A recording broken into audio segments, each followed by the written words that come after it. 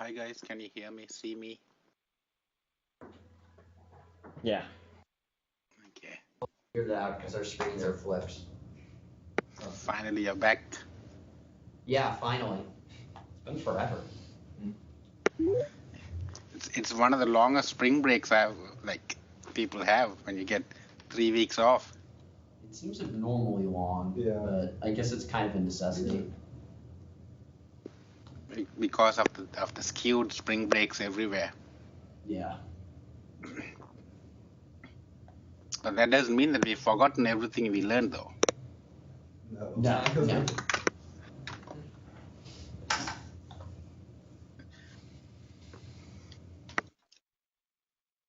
I still have to I mean there was one email, I guess it was from Griffin, someone about the hash table assignment. I posted all the assignments for rest of the semester. Yeah, I sent you an email about that too. I had a question about it. How many words should we be using in our dictionary for that? For testing purposes. Justin, so the question is, I can give you the entire, all the words in the dictionary. I can give you a list that contains all of it. Okay. Can you load them all? Can you read them from a file and load them? Okay, so you just want us to load from a file and not worry about testing it, or? Yeah, if you load them from the file and then test it from there. Okay, so just load a couple words in the file, test it from that, and then theoretically it should work for all of them. But I can send you the entire dictionary from the file. You can load the entire dictionary from the file. Okay. And then, so that way it doesn't matter whether you load 5 or 85,000. Just wow. You can load, yeah. right? Right. And then All test right, it with that. Yeah. Tyler, I haven't received any of your assignments yet.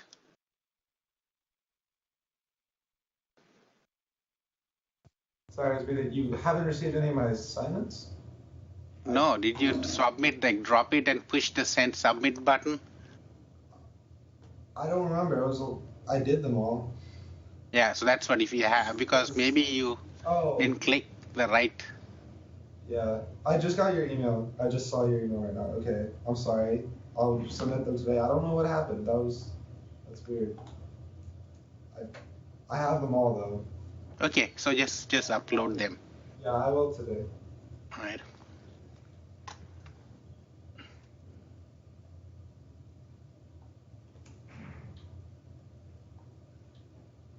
So I have the entire and all the assignments over on the internet, on the eCollege page for chapter 4. The 2 of them I believe are programming assignments, and the 2 of them are not. That's what I think. I don't remember, but. Right.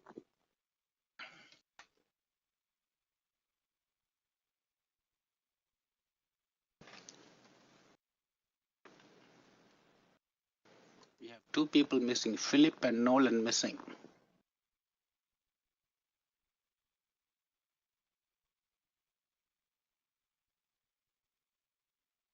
Anything else you want to clarify before we start on the last chapter about binary search trees and hashing?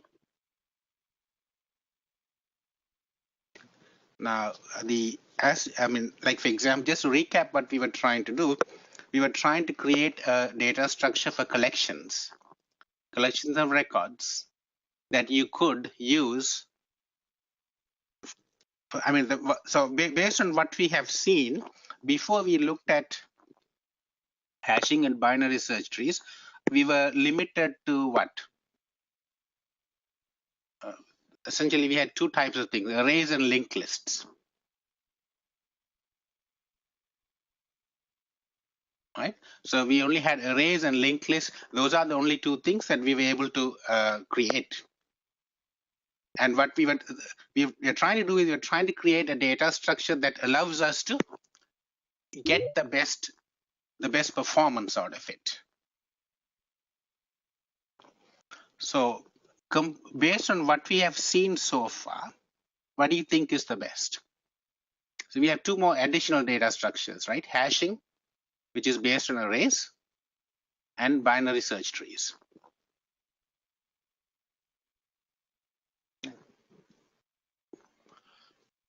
So what do you think would be? Yeah, go ahead.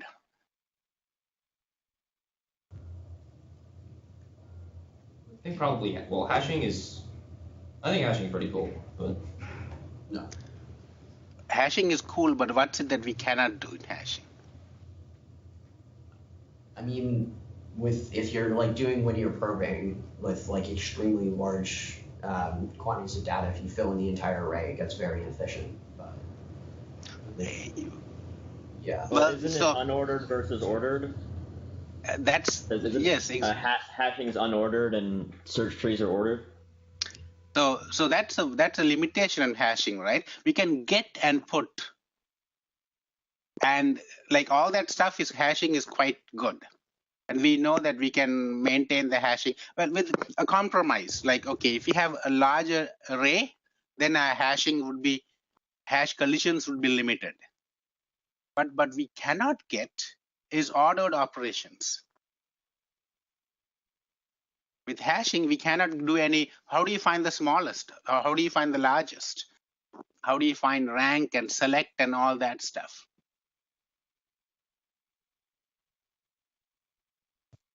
it'll be difficult. It could be pretty difficult, right? Essentially, you end up with a structure that's, we have to recreate everything. It doesn't maintain the ordered and unordered operations. So if you're not worried about ordered and unordered, can you hear me? Yep. Yeah. Okay, there's a video disturbance from. Oh, okay. So that's the limitation with hashing, is the fact that it doesn't support any ordered operations. Whereas binary search trees and balanced search trees, we can almost do everything. It's always ordered. Rank, everything is in the order of h, which is the height of the tree. And height can be, if you are careful enough, and if you create a red-black tree implementation, we can get the height to be approximately between log n and 2 log n. Right? So why do we have a range between log n and 2 log n?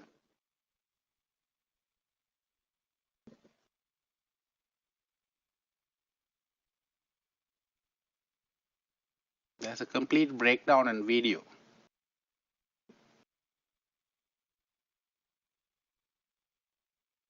ECS? Yeah. Do you see broken, like very, do you have a problem receiving my transmissions or anything from this side? I mean, you're a little fuzzy, but... Yeah, it's the same here, but I can still hear you fine. Yeah. The voice is okay, the video is bad. Okay. Right? I mean, that's kind of what I feel here from my side. It seems, I mean, we can try to like relog, like come back in. You want to try it? Okay.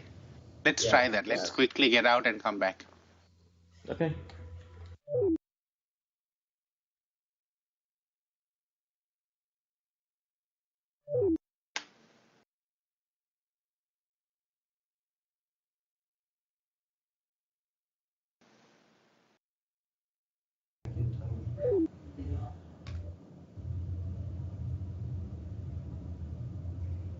Did everyone leave? Yeah, they're all relogged.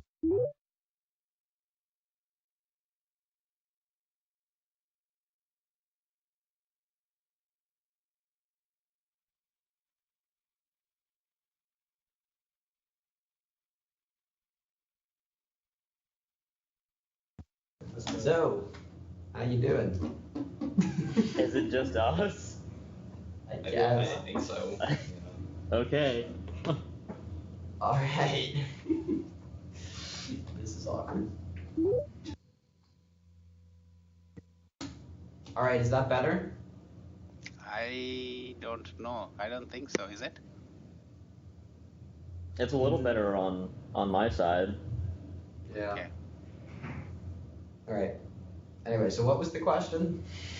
Where were we? Yeah, where were we? No, I mean, why do we have a red-black tree with a height of between log n and 2 log n? I mean, do you see that the height of a red-black tree? For efficient traversing? Isn't it is it because of the black links? Aren't the red links like not counted? I guess. Well, counted. So that's right. So if you have all black links only, then the height would be log n. But if you have a mixture of black link and red links, because the red links add a extra, it adds one internal link. Yeah. Right. So, but the compromise is okay. It's still not bad because log n and 2 log n, when you have 2 billion records, it just really doesn't matter because what's the difference between 40 and 80 compared to 2 billion or 1 billion? Right. So that's kind of the compromise. Okay. So that is the structure. It's commonly used in many of these applications. Now we could work on, do we have to limit ourselves to 2, 3 trees? Can we go 2, 3, 4? Can we go 2, 3, 4, 5? Can we kind of create a branch, not just limited to 2, 3 trees, a little more than that? I guess. Wouldn't it be pretty difficult? I guess it would be pretty difficult. It could, but that's what leads to what's called B trees. Like that's how they use databases. Because in databases, the reason for doing that is because when we are dealing with memory, that's a different story. Because now all the data structures we have looked at assume that the data is in memory. But if you have to retrieve data, we have to come up with some other type of data structures, and that's what leads to what's called B trees. And all data structures, not data structures, databases, like Oracle and all the databases use B trees, a variant of the binary tree structures. So let's look at a new topic this month, which is network. Do you know, can you think of any applications where networks are used? Or like cell towers, I guess, or like communications grids. Keep going, there are a lot more. Like shared hard drives on a network that you can get stuff off of. Well, what about starting with Google Maps? Right? I mean, so yes, there is the street network is a network. Logistics, like movement of goods, is a network.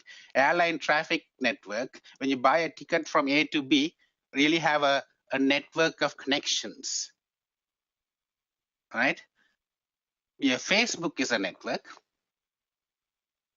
It's a network of people who is connected to whom. Right? So, and I mean, network, it's all over the place. We don't recognize it, but it's just there are almost hundreds and thousands of practical applications. They're all known as graph applications, including, I mean, things you don't expect it to be network. Facebook network. You can have a network of course, we are aware of the network, like computer networks, how your emails get from one place to the other place. Like you click and says, let's go. Send the email, click, and it goes all the way to the other side. When you make a phone call, you pick up the phone and make a phone call. You don't worry about where the person is. The person could be in South America one day, and the next morning he could be in Africa. The third morning he could be somewhere else in Europe. And the computer and the telephone network will locate that person. It doesn't matter where that person is.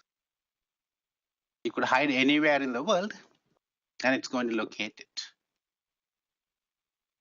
Right? So that's essentially the basic idea of networking, is that it is there. I mean, you can think of many other networks. For example, this is 1 week of Enron emails.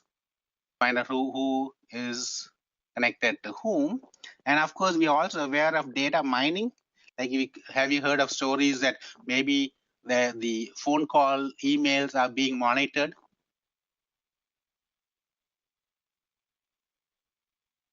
Right, the National Security Agency having access to the phone calls and emails.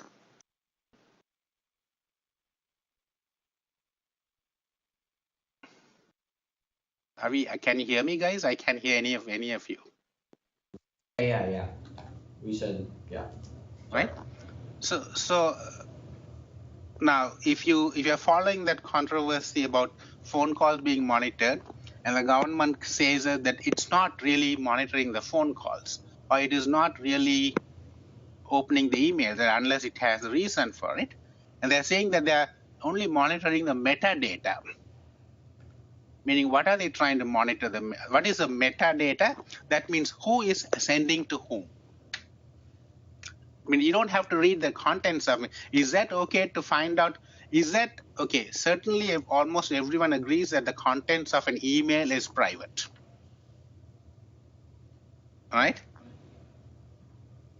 So what if I'm not reading your networks, but I'm just trying to find out who you're networking with or who you're sending emails to? And can I come up with who your friends are and whose friends are these people? Is that private? Like, should it be private or is it private? Is it private? I mean, what do you think about monitoring data? Not the contents of the data, but the network of emails. Who your friends are, who you're sending to, who your friends are sending their emails to. It should, because there's still implications about like what you're doing if you're emailing certain people, so that's still private. Yeah, it should be at least. And that is the controversy that's still going on, right? The National Security Agency is saying, well, we are not monitoring the emails, but we are just monitoring the metadata, meaning how the network is, and that's a part of data mining. Right? Data mining is trying to find out who is connected to whom. So all that thing comes under network. I mean, there are thousands of applications, like evolution of lobbying coalitions. You can just find out from this, okay, who are the people who is connected and who the people are contributing to whom, although you don't know what their contribution is or what they're trying to do. Right? So many applications. Communication circuits, mechanical, financial, transportation, internet, social relationships, neural networks, proteins, chemicals. You can just go on like that, and it all comes under networking applications. So the next question, actually, your sound I can't really hear at all because it's breaking up quite a bit. But can you hear me at least? Yeah, we can hear you. I can hear you fine. Okay. Right, because when I hear your responses back, it's pretty broken up. So the first question is, how do we represent a network in a computer?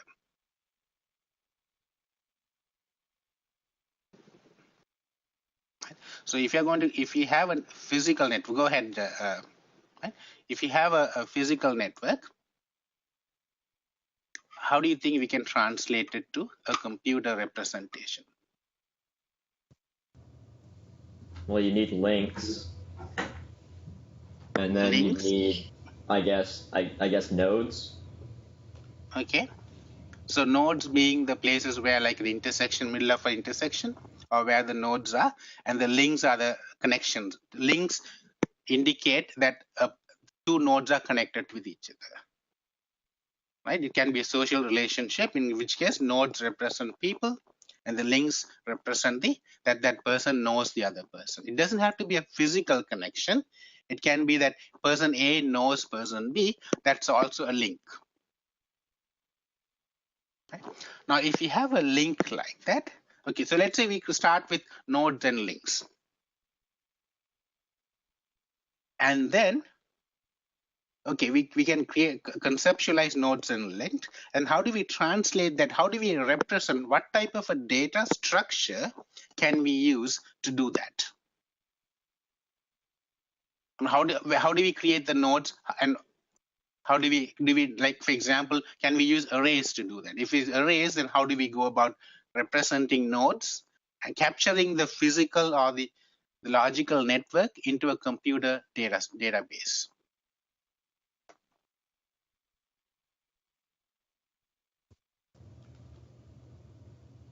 We could have like a 2D array, and then have each, I guess, have like the first index represent one, like a list of all the nodes, and the second index represent a list of all the nodes. And then if, well, say Boolean array, first index represents first node, second index represents second node. If it's true, there's a link between those two nodes.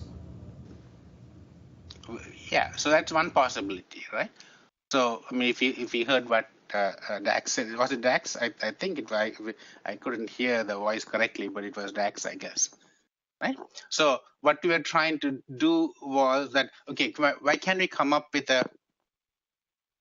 a matrix, an A node and a B node, and A node and a B node, and we can initialize all the entire entries to 0. And then if there's a 1, we can put a 1 where there's a link between an A node and a node and another node. The ones indicate links, the rows and the columns indicate the nodes, and the zeros indicate no link. That's one possibility. And that's one possibility, and there can be other possibilities too. So what are the other possibilities? That you can think of anything else? Well, maybe instead of keeping a list of zeros and ones for every node, you could just have a list of the indexes of the nodes that you're connected to. So still kind of a 2D array, but maybe like an array of array lists where you keep like these are all the nodes that you're connected to. Could be similar. So instead of creating we could create a list of nodes, and then we could create a list of, okay, let's say, for example, so one possibility would be, and we'll look at it in more right? So one possibility would be to create a matrix and put the A node here and a B node there, and indicate all the connections using zeros and ones. So if there's a node, so node numbers go here. Are you sharing a screen? Yeah, because if you are, I can't see it. You can't see anything? Okay. Actually, I don't think I remember to share the screen.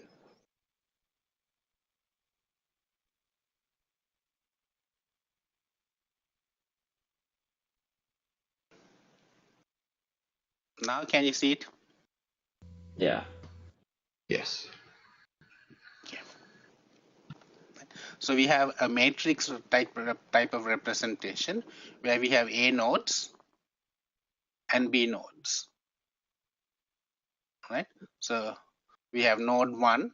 We have a matrix that goes from 1 to n, and another, right? And then we can do it like that. And then there the zeros represent zeros. Of course, we could assume that 1 is connected to 1, and zeros represent the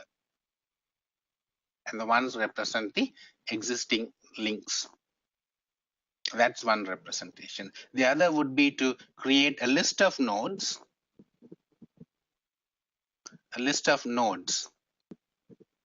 right? And a list of links.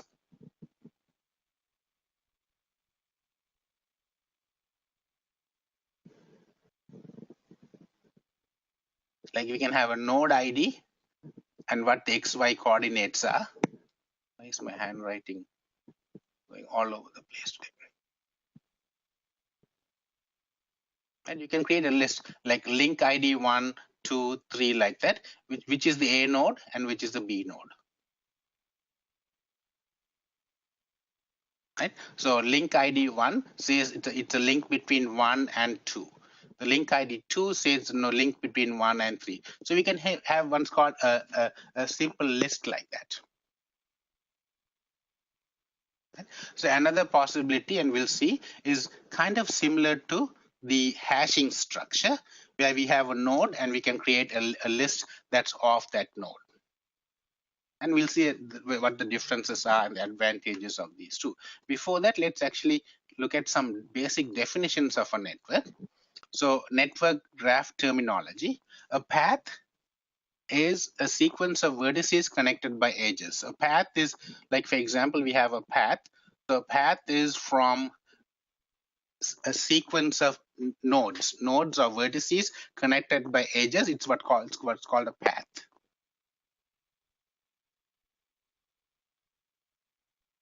A cycle is going around and coming back to the same node. That's what a cycle is. So if a cycle is that, so we have cycles. Many of them are cycles because if you go and come back, a path is like this. You're going from, let me change the color. Path is like that. Go from there, like this, like this, like that. That's a path. If you come back to the same node, then it becomes a cycle. Right? And we define paths and cycles, and two vertices are connected if there's a path between.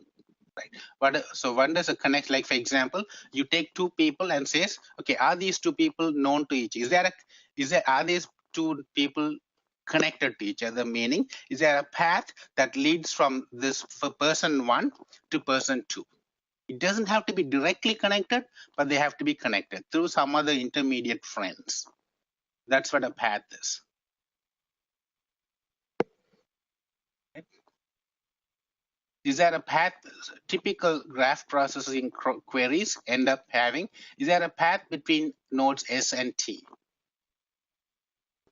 Like, can you go from A to B? What is the shortest path? This is something we are always aware of. What is the shortest path between a node S and a T? Shortest does not have to be distance. It can be some other thing. So maybe we should call it, what's the path with the least cost? It could be time. It could be something else. The path with the least cost. Are there cycles in a graph? Given a graph, are there cycles in a graph? We'll look at some of these questions in this chapter. Euler's tour. Is there a cycle that uses all the edges exactly once? A cycle that goes through all the edges and comes back to the same point, but using an edge only once. Like for example, Euler's tour would be like if you have a cycle like, if you have a node like this, yes, there's a cycle. Is there a cycle that goes from here, goes all the way and comes back? Yeah, that's an Euler's tour. If you have a link like this, then we probably don't, can we have an Euler's tour using this? Can we have a path, a cycle that goes and comes back to the same point? Start at A. Can we cycle through the nodes and come back to the same point if you have a network like that?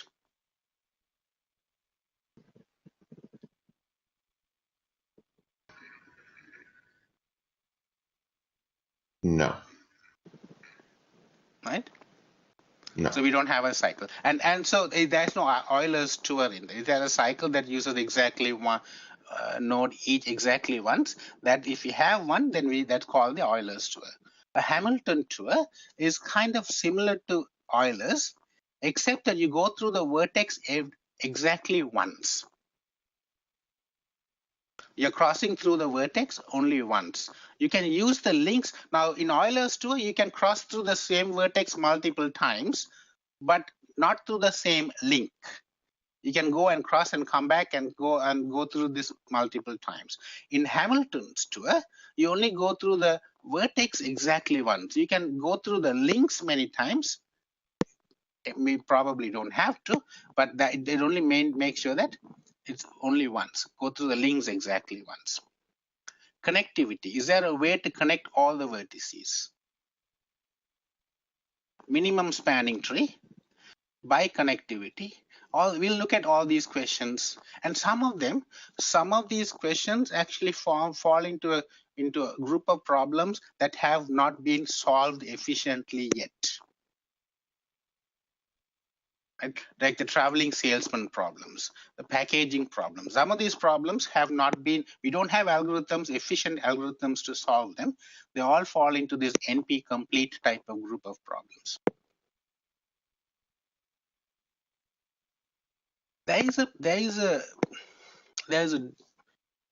Do you believe human beings are like computers, or computers like human beings? Do you think there is a similarity?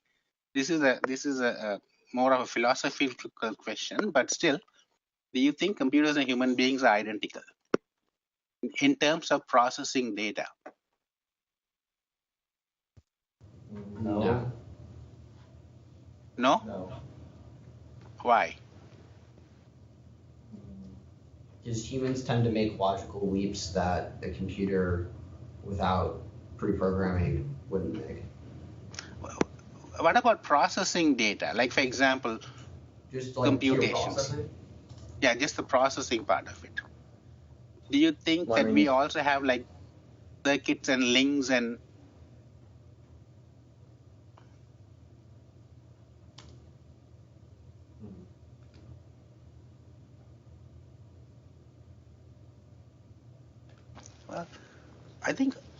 one of the strengths with human beings is that they are more of spatial reasoning. They're visual processors.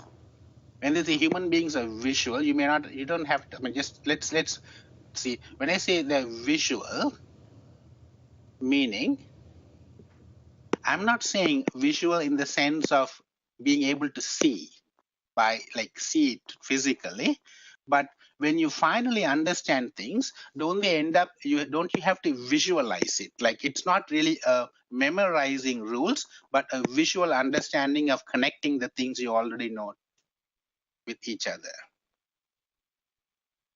Like, you have to create an internal visualizations of things.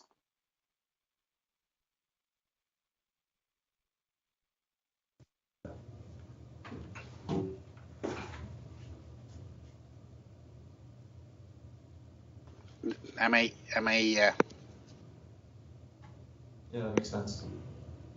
Like, for example, some people say that, I'm a visual learner, and some people say I'm not a visual learner.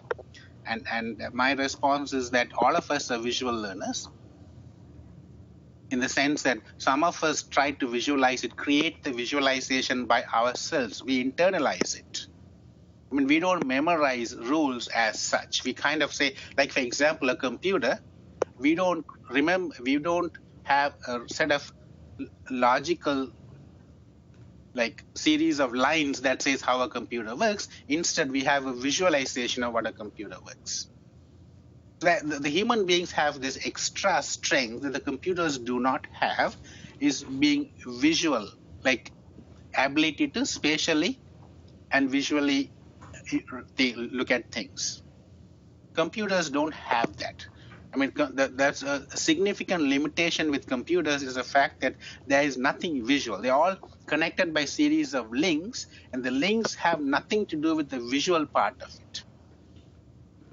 Things we can almost instantaneously do, computers have to process it.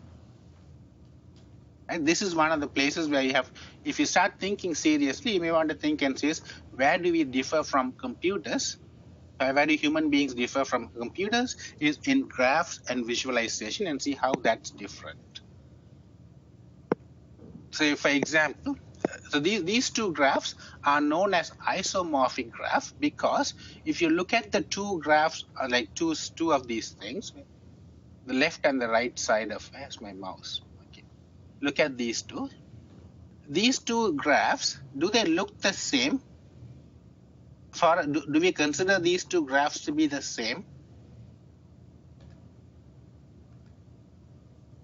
Well, it's just an arrangement of the same links. There are different arrangements of the same connections, but they don't look similar immediately. For us, would we consider those two to be similar? Like, I mean, do we? No, we wouldn't see that when we first looked at it. They are completely different. And they're completely different as far as we are concerned, because in one case it's all it's in one. I mean, the shapes are completely different. Whereas as far as a computer, these two are all identical, because if you represent them with nodes and links, if you represent that with nodes and links, you will notice that all the links and all the nodes are exactly the same. All the nodes are connected to the same nodes. So this is an isomorphic graph where two graphs are, I mean, by looking at the node, all nodes are connected to the same nodes in both these graphs.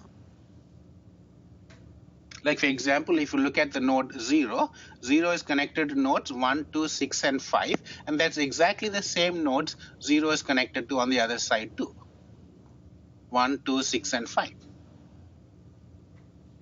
So computers do not differentiate. The way we are going to discuss it, they do not differentiate between the two graphs. They are considered the same. And for us, looking at it, they don't look the same, so we don't consider them to be the same thing. So let's kind of go through a few representational things and see how do you want. So where do we want to start? So essentially, what is a graph in computer network? It is a set of nodes and edges, or vertices and edges, nodes and links. It doesn't matter which terminology we use. Some places they use nodes and links. In other places we use vertices and edges, and it doesn't matter. Both are identical. Nodes, links, vertices, edges. And the first, so we want to create a data structure that at least at a minimum supports the following. What is a graph? The graph should be able to use an abstract data type that has a constructor that takes an empty array of vertices, a constructor that takes another graph as an input stream. We should be able to add an edge into this. To be able to add, we should be able to iterate through all the vertices that's connected to a particular given vertex. So we should be able to get all the vertices that's in this. We should be able to get all the edges in it.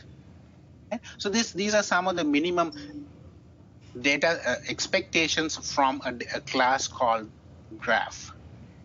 To be able to get the edges, to be able to add edges into it, we should be able to iterate through all the vertices. We want to create a data structure that allows us to do that. And in the process, we want to also be able to do additional queries along with it. Right? So let's look at some of the representational part of it. And some additional terminology. What is a degree of a node? A degree of a node, vertex, is, where's my slide? I missed it. Okay? A degree of a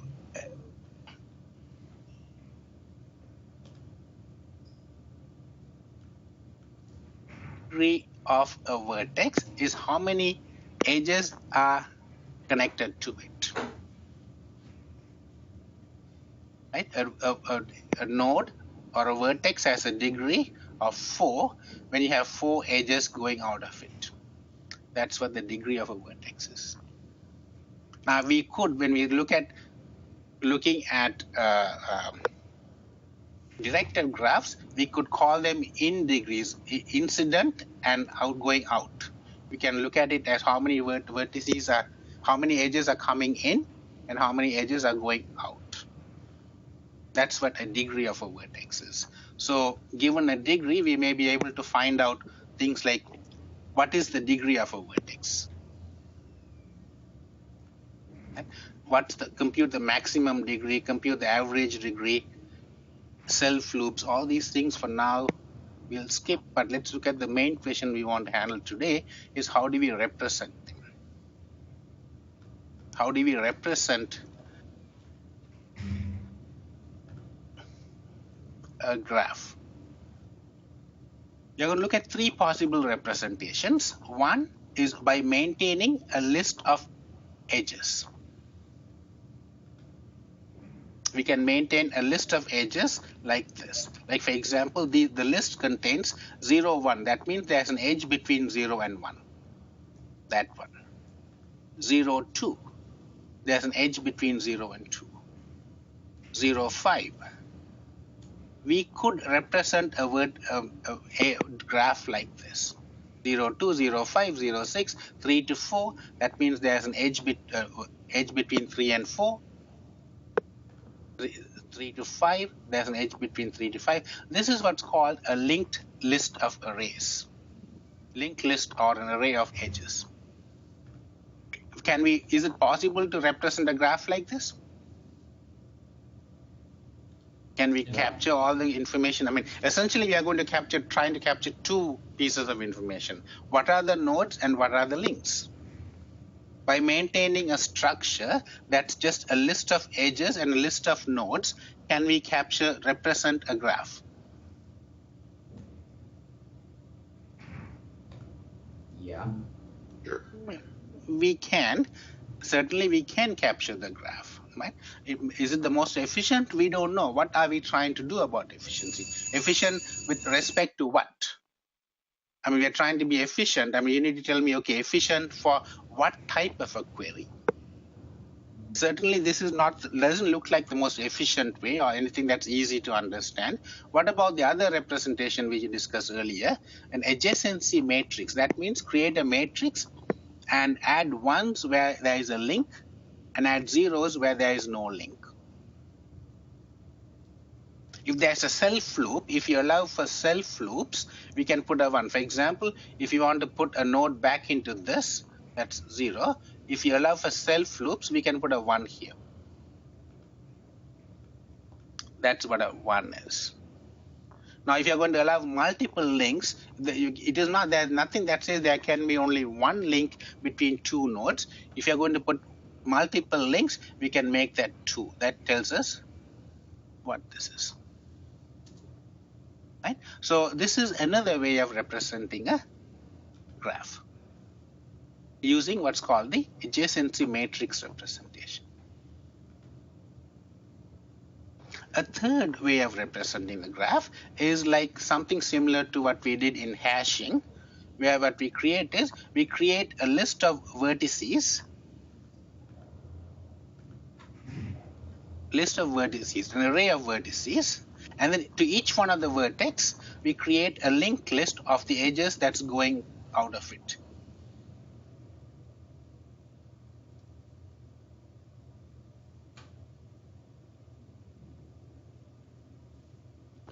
So if you look at this representation, we have an array of vertices going from 0 through 12, and the linked list that's attached to the array that says there's a link between 0 to 6, there's a link between 0 to 2, there's a link between 0 to 1, and a link between 0 to 5. Okay? So this is also another possible representation of, let me pull the shades down here.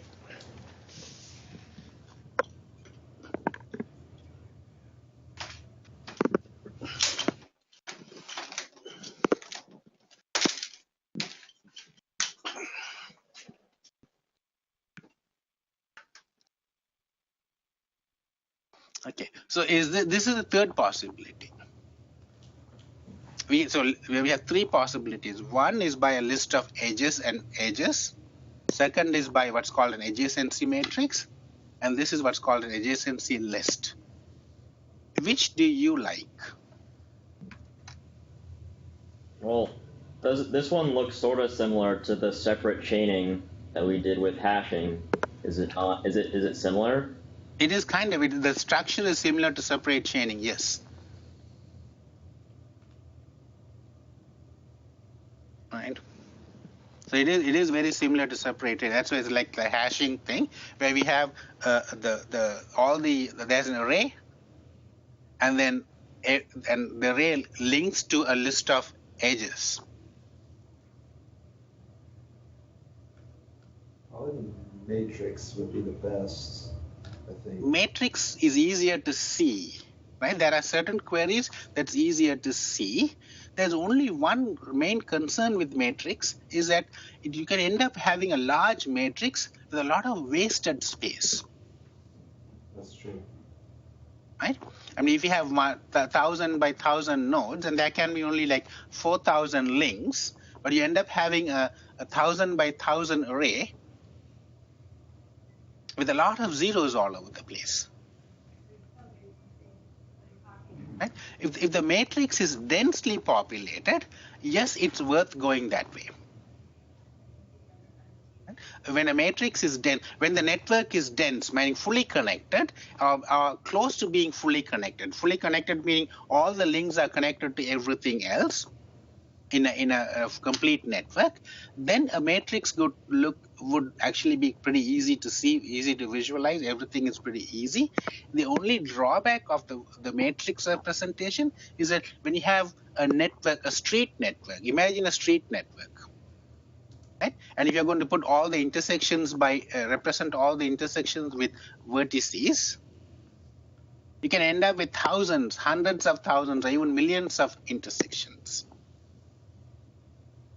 So you end up with a 1 million by 1 million matrix with only each vertex is probably connected to at most 4 or 5 adjacent vertices. And the rest of them all zeros. And that could be a potential problem in graph representations, and that's why they sometimes this is what's called sparse matrix. Matrix that's not, they don't have a lot of numbers, right? Sparse matrix. And if you have sparse matrix, they actually abandon this structure and go back to the next one, which is the adjacency list type of representation. You can almost get what you want. So what is it that you can get in matrix that you cannot get here?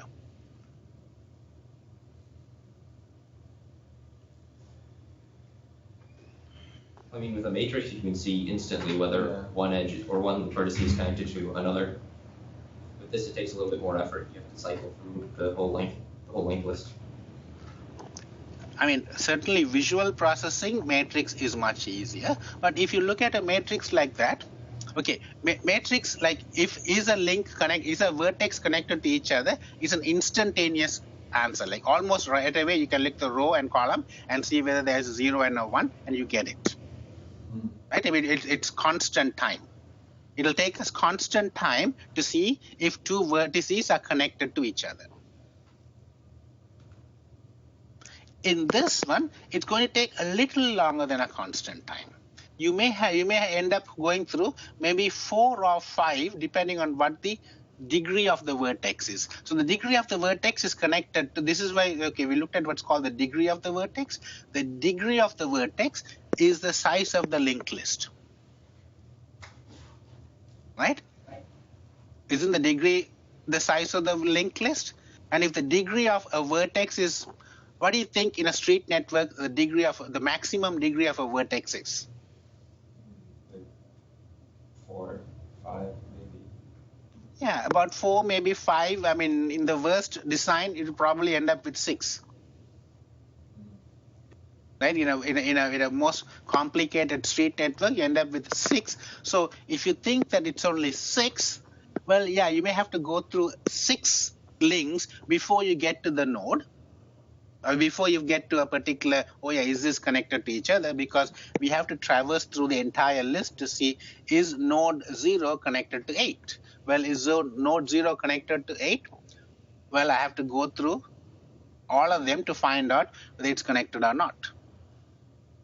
But it's still a manageable small number compared to the wasted space. In a street network, and compared to creating a matrix which is 1 million by 1 million, this is what they prefer. So this is a fairly common representation, is to create what's called maintain a list of index arrays of lists, exactly like the hashing structure, adjacency list representation. And this is what we would also try to use a structure like that.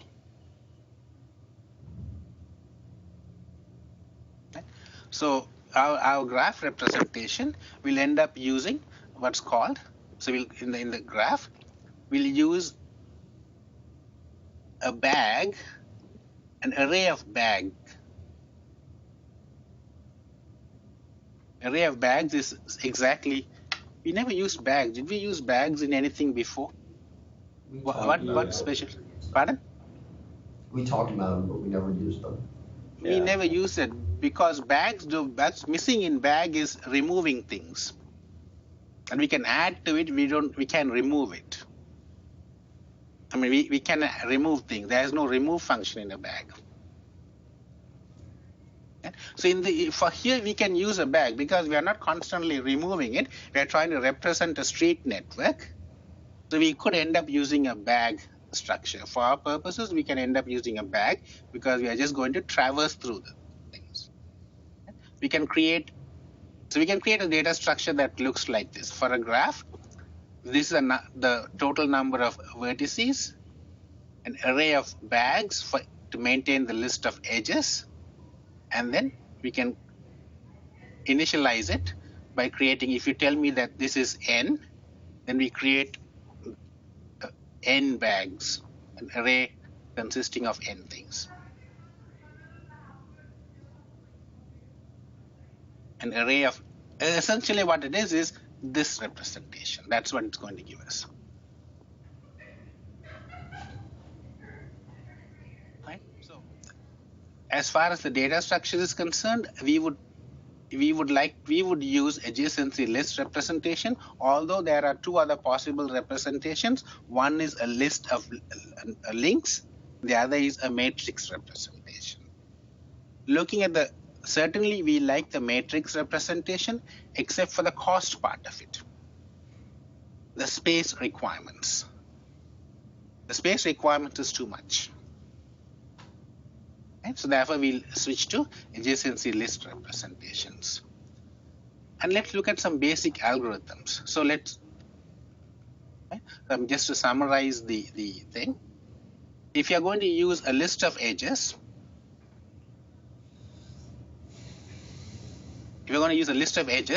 what's the space requirement? Number of edges. Number of edges. Number of edges, yes. Right? What about the same thing in an adjacency matrix representation?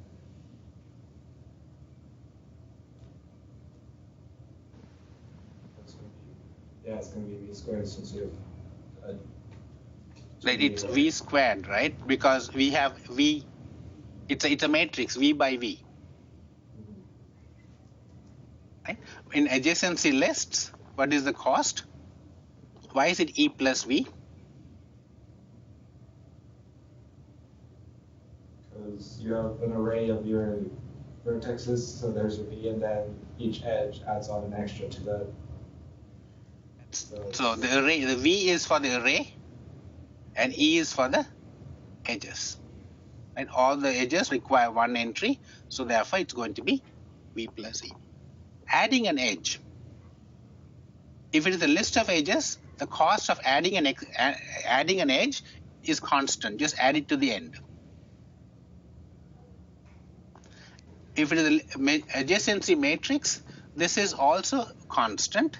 This is also, we are going to mark it constant, adjacency list, because it is not exactly constant. We may have to traverse through the entire list, but it's so small. The degree of the vertex is so small, we can call it almost like a constant. But no, that is if you're avoiding duplicate edges. Otherwise, it's just a constant, because all we have to do is just add it to the beginning. To add an edge, we just add it to the beginning of the edge, so it's a constant time. What about the query of, is there an edge between u and w, or v and w? We want to determine from the graph structure, is there an edge between the vertex v and w? What's the cost on the list of edges?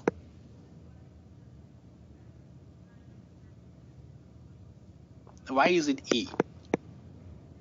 You have to search through every single edge to find Exactly. We have to search through every little length, and it is 1 in terms of for adjacency matrix is constant time, and this depends on the degree of the vertex. Right? And iterating through all the vertices adjacent to something, this is still going to be E because we have to go through all of them. This is going to be V. Like I want to go through all the vertices, iterate through all the vertices adjacent to the connected. Why is this V? Because you have to go through like one full row of the matrix. Exactly, we have to go through the one whole row of the matrix. Whereas this one is only the degree of V. If there are 5 edges, then you only go through 5 entries.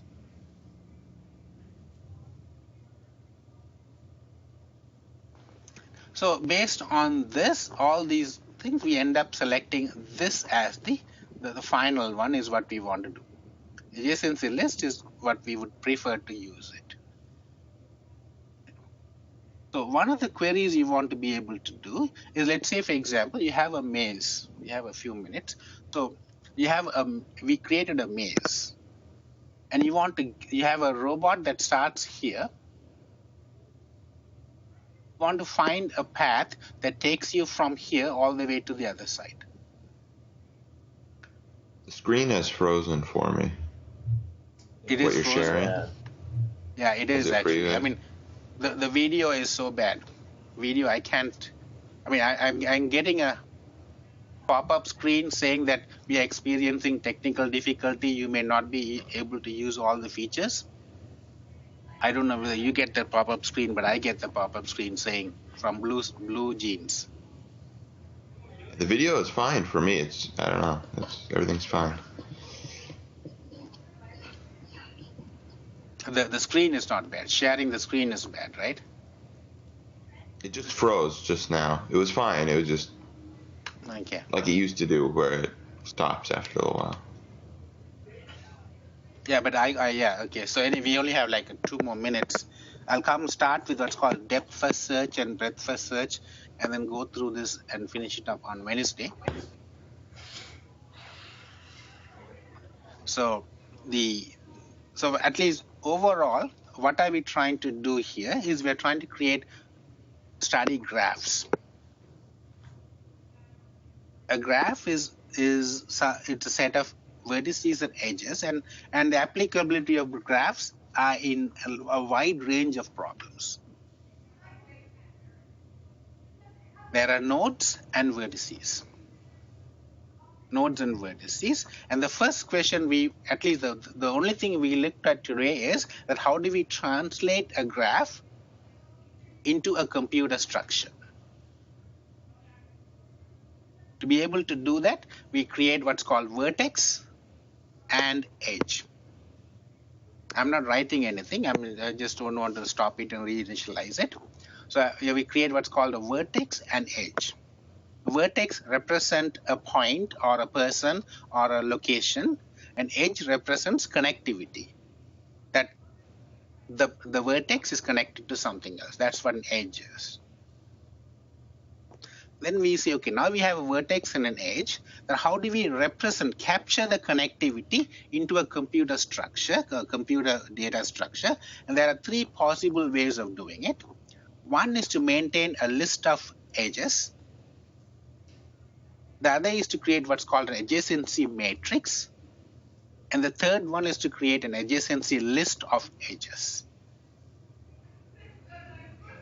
Based on the 3, our preference for these types of applications is an adjacency list. And the main driving force is that, yes, the only place where matrix would beat is when you're trying to find out whether there's an edge between V and W, but that's only based on, and the cost is degree of V.